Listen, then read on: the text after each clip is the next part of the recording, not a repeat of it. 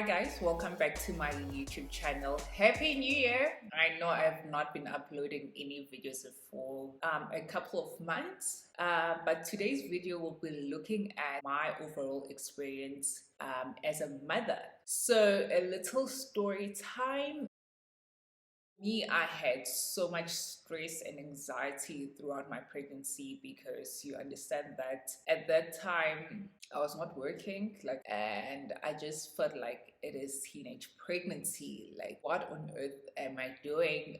Do you want to get an abortion? Do you want to put my child up for adoption? Do I really want to look after a child? Like, I had so many emotions going on outside of the conversations, of course, that I had with the father, but it was just an internal conflict as to what do I want since I'm now in this situation. You know, I know that for every action there's a consequence, but with me falling pregnant and especially telling my family, it was just, I had so much anxiety. Of course, I got everything that the baby needs while one is pregnant.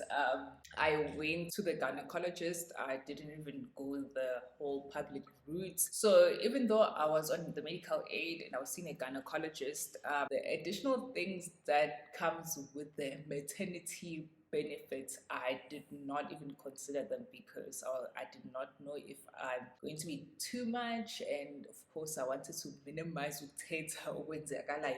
and of course my biggest stress was, am I ready for such responsibility? Do I think I can handle it?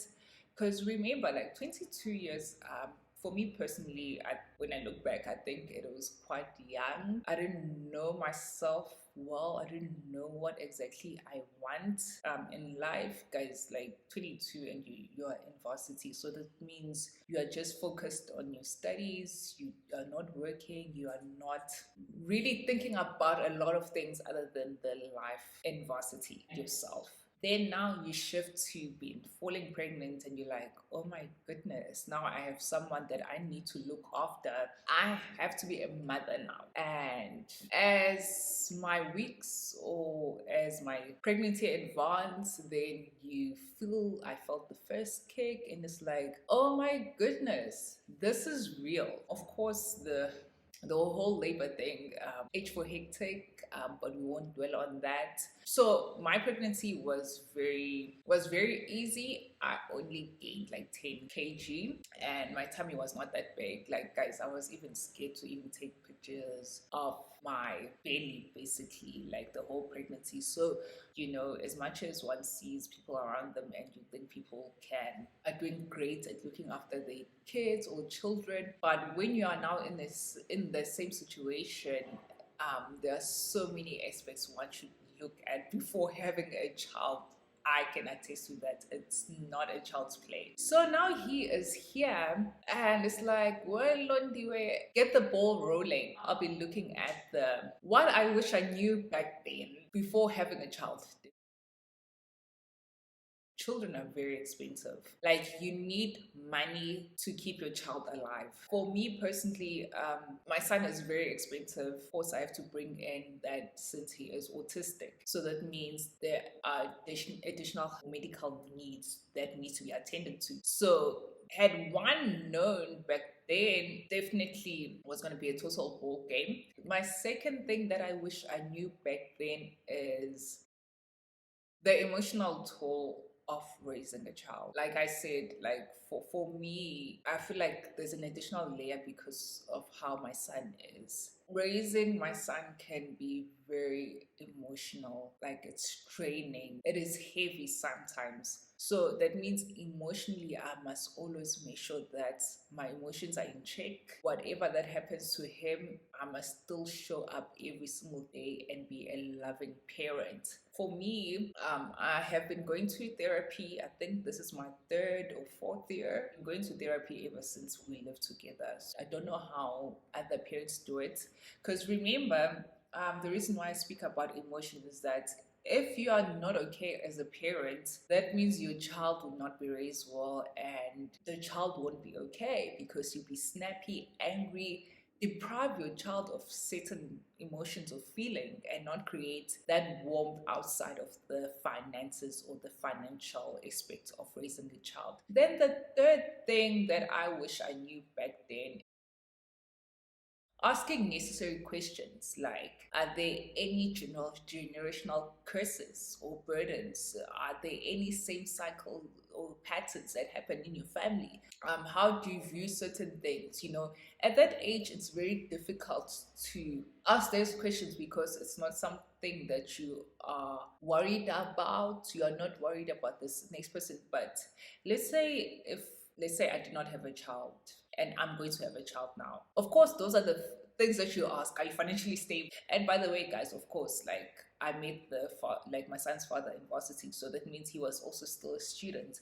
As you grow older, there are certain things that become important. One's background becomes very important in terms of, are you willing to have a child with a person who comes from such, who does this certain things. Then the fourth thing that I wish I knew back then is that how I am or how I go about raising my son from the first day says a lot about me. Me personally, after I gave birth, because I was still looking for jobs. So I followed a lot of things that I was told. Remember, like I'm young and I'm a first time parent. But from the word go, there are things that speak to you as the parent. So what I wish I knew back then is that my opinion matters. What you think is best for your child is important, and from the word go. Like people make you feel bad for having kids early. Of course, it's different circumstances or that led to people having kids from at a young age. We don't want to do it, but I just feel like once you have a child, be it you young or old, especially if you are young, like I said, I'm looking back to what I think or what I wish I had done or wish I had known is that the moment you give birth, you are a mother, regardless of your age. Ingani ibuka wena as umzali, and the child expects to receive the mother's love. So if you do not put an effort when you got the child from the word go, it becomes difficult to connect with Ingane. Let's say Ingane stays with your parents.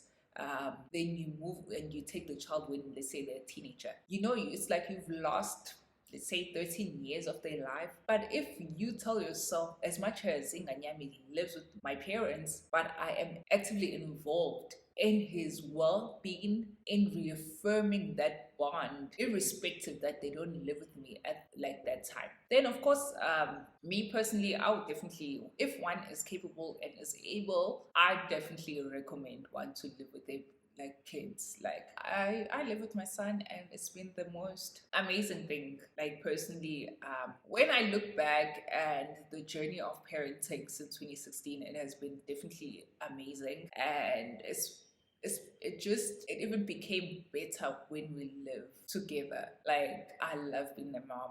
I don't think that my son is a burden. I know that some people, if they have children at a young age, they feel like they've lost part of their life and they regret it. As a person who's turning 30 this year, when I look back, I am in a way happy that I had a child back then. And, my son allowed me to set necessary boundaries. I'm not saying that I was a wild person. Like I'm not a wild person generally. Like I am not swayed easily or deal with peer pressure, but he just restructured my life and like and created a new perspective in life, in terms of what I want for myself. Remember, my son is an additional or an extension of me, so it's not like my son is dictating my life, but with him being in my life, it just allows me to be a better person. One, it allows me to set my goals and be disciplined, in terms of what do I want for myself and what can my son gain from having a mother like me. So like I said, like I love being a mother, these days, or not these days, but ever since I've lived with my son, I love doing home cooked meals. Like I wouldn't mind doing cheese sauce from scratch, doing everything from scratch. I feel like my son gives me the joy. Being a mother means that you work on yourself daily. Like every day you wake up and you're like, I am someone's mother, and I want my son when they're 30, like my age this year is Badala, guys. But when, let's say, they are 30, they know that their mother did everything. Like I want my son to have everything. Like I think that is why I spending so much money. One, two, that is why I research a lot. Why I ask questions. Why I pay attention to every little detail in his life. Because remember that since a child is here in the world, it is a responsibility of the parents to make sure that they have a very comfortable lifestyle. So for me, I do not want my son to have a very bad foundation because I let myself go. Not like physically, like one thing, but let myself go in terms of I see him as a burden, and now everything it's about blaming him. If something does not go well, okay, remember he is in this world because it's a consequence of my action. Overall, for me personally, I thank God all the time for giving me strength to show up every day and cater to my son's need, especially as an autistic child. For me, being a mother to him, I take it very seriously. Like I take my role as a mother very seriously. If there's one thing as I'm growing older and reaffirming in terms of boundaries, is that a person will never disrespect my child. Even if you think that I'm young, but one would never disrespect my son in terms of course, laughing at him, inflict pain, abusing, and a person would not judge me for how I raise my son. Or I believe that I spend time in terms of asking questions, of course, the elders. I spend time in offloading in my therapist. I spend time in knowing my son and what type of relationship do I want. I also, of course, had guilt. That's how I'm going to end off this video. Me having a child at that age, I had so much guilt, especially because we are Christians.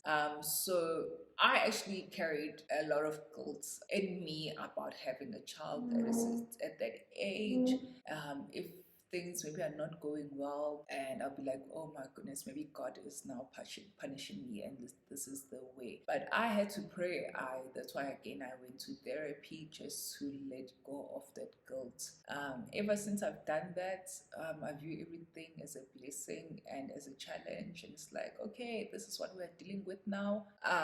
Let's go for it. Like for example, right now my biggest issue with my son is that the speech is just not getting there. The day to day where today he could know his friend's name, then I take him to school tomorrow, then he'll be asking me, Kombe, what is his name? Like this, like, but yesterday you greeted him so well, and now today you don't know his name. So, it's not like life gotten any easier, but it's just like now it's easier to manage. I'm not sure if it's because it took a lot of willpower and growth on my end. I had to tell myself that I'm not like another 29-year-old.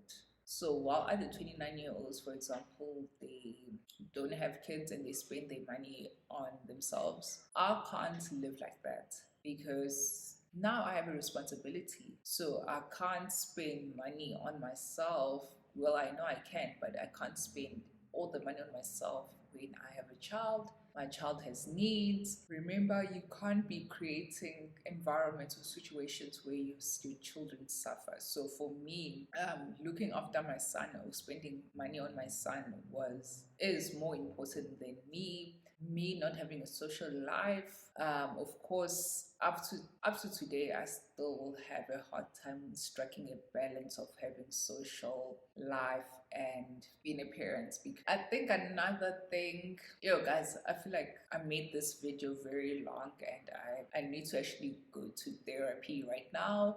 So let me just close the video right now. Anyway, guys, thank you so much for watching my video. I hope you like the video, and I hope the video is very beneficial to all the parents out there, especially young parents or people who think that they should have kids right now. I would not recommend having a child if you are young. I would not. Like, just wait for a bit. Unless if, of course, you feel like you are mature, but you must know that you are really ready for it financially, mentally. Like, your life is in order. So, guys, I hope you like this video. Please like, subscribe, and comment. And please share the video with anyone that you think could be beneficial to you. If you know anyone who has a special needs child, this year I'll be introducing my son, and we'll be hopefully taking vlogs and showing our actual day to day and how I go about with him, especially helping him to keep up with other kids. And I hope you guys love this video. Thank you so much. Bye.